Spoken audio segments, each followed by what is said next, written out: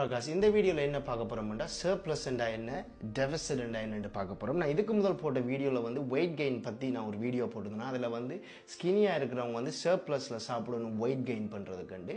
surplus என்றா என்ன deficit என்றா என்னன்னு உங்களுக்கு கன்ஃபியூஸ் இருந்துச்சுன்னா வந்து இந்த வீடியோல வந்து அதெல்லாம் கிளியர் பண்ற மாதிரி நான் எக்ஸ்பிளைன் பண்றேன்.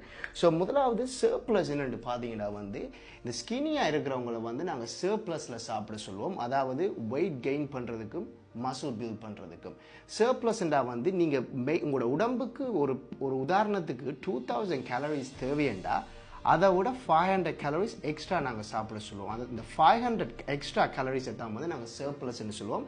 அப்பதான் வந்து உங்களுக்கு weight gain பண்ணும். சோ மத்தபடி இந்த surplus என்றா நீங்க என்ன மண்டையை போட்டு பிச்சுக்க தேவையில்ல. ஒரு வெரி சிம்பிள் தான். நீங்க சாப்பிடுற மெயின்டெனன்ஸ் கலோரிஸை விட எக்ஸ்ட்ரா ஒரு 500 calories நீங்க சாப்பிடணும். அவ்வளவுதான். டெபிசிட் என்னத்துக்குன்னு பார்த்தீங்கன்னா வந்து வெயிட் லூஸ் பண்ணுறவங்களுக்கு வந்து நாங்கள் டெபிசிட் மீல் பிளான் கொடுப்போம். அது என்னண்டா வந்து டோட்டலி இதுக்கு ஆப்போசிட்.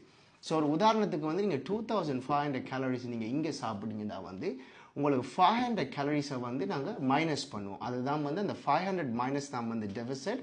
ஸோ நீங்கள் 2000 calories-ல நீங்கள் சாப்பிடுவீங்க. அவ்வளோதான் அந்த ரெண்டுக்கும் வித்தியாசம். இந்த வேர்ட்ஸை வச்சு நீங்கள் காம்ப்ளிகேட் பண்ணிக்கொள்ளாதீங்க. ஸோ சர்ப்ளஸ்ண்டா வந்து நீங்கள் 500 calories எக்ஸ்ட்ரா சாப்பிடணும் உங்களோட உடம்புக்கு தேவையான கலோரிஸை விட.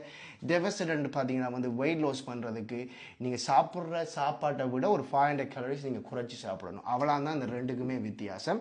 இதை நீங்கள் ஃபைன் பண்ணுறதுக்கு வந்து நீங்கள் ப்ராப்பராக ஒரு மீல் பிளான் ஒன்று கிரியேட் பண்ணி உங்களோட கேலரிஸ் நீங்கள் எவ்வளோ சாப்பிட்றீங்கன்னு கால்குலேட் பண்ணிங்கன்னா தான் வந்து நீங்கள் சர்ப்ளஸில் சாப்பிட்றீங்களா டெபிசிட்டில் சாப்பிட்றீங்களான்னு உங்களால் கண்டுபிடிக்க முடியும்.